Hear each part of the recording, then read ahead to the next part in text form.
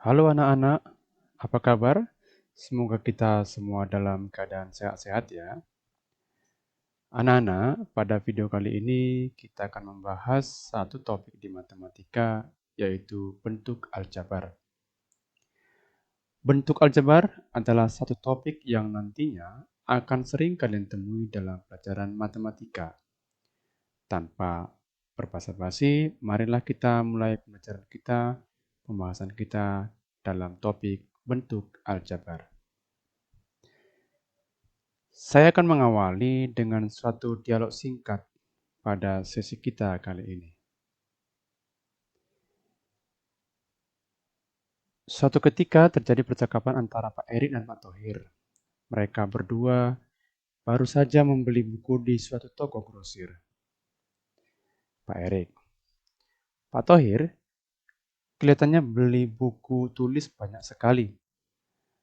Pak Thohir, iya Pak, ini pesanan dari sekolah saya.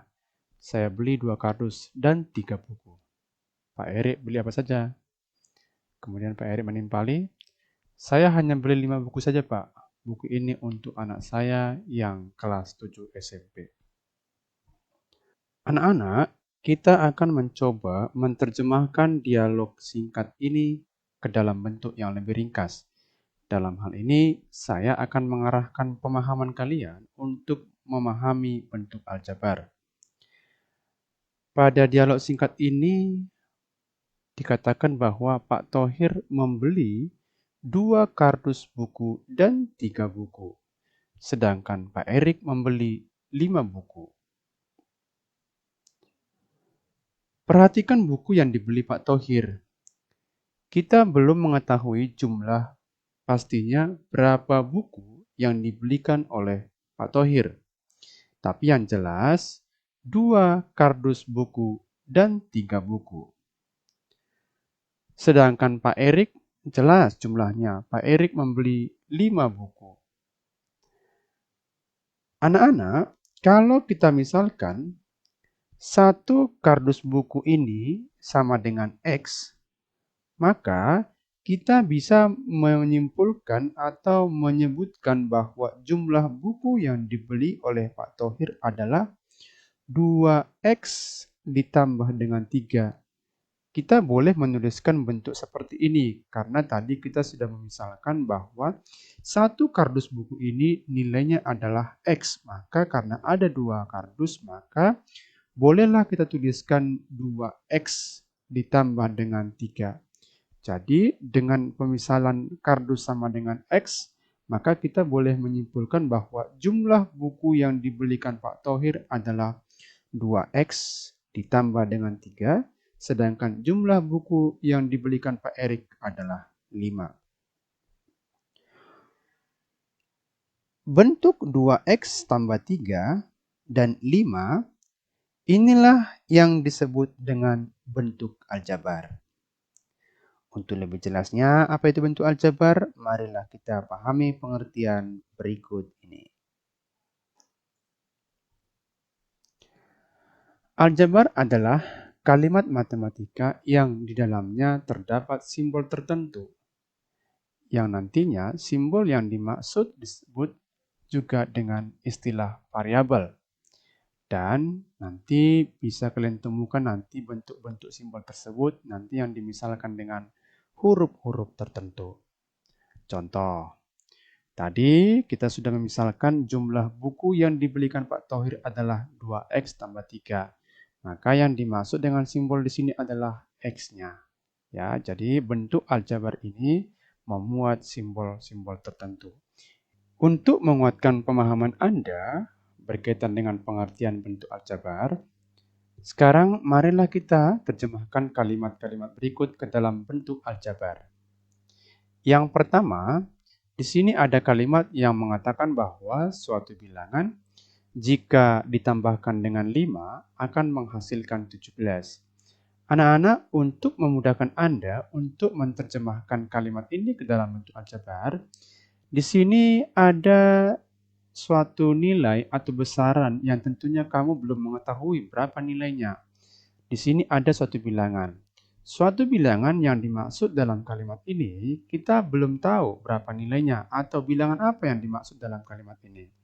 Maka gampangnya atau sederhananya untuk mengubah kalimat ini menjadi bentuk aljabar, kalian boleh memisalkan dengan suatu bilangan ini menjadi sebuah variabel atau menjadi sebuah huruf tertentu yang tentunya Anda bebas memilih huruf ya, boleh huruf A sampai dengan huruf Z.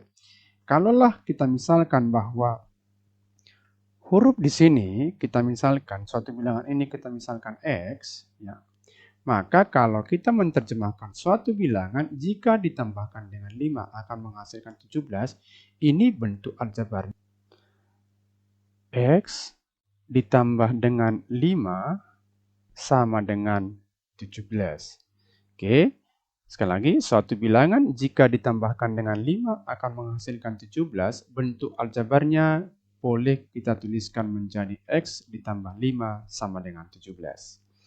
Contoh yang kedua, panjang sisi suatu persegi panjang adalah 5 satuan lebih dari lebarnya.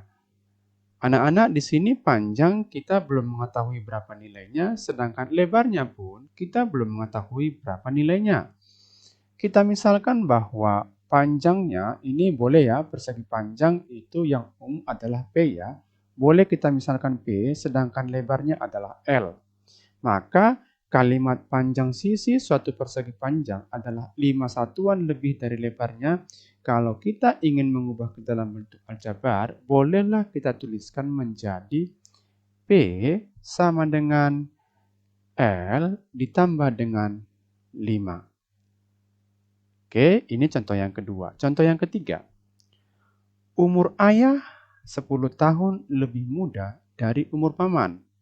Di sini umur ayah kita belum tahu berapa nilainya. Begitupun dengan umur paman. Kalau kita misalkan umur ayah adalah dengan variabel atau dengan huruf A, sedangkan umur paman adalah kita misalkan dengan huruf P, maka kalimat umur ayah 10 tahun lebih muda dari umur paman ini bisa kita tuliskan dengan bentuk aljabar seperti ini. A sama dengan P dikurang 10.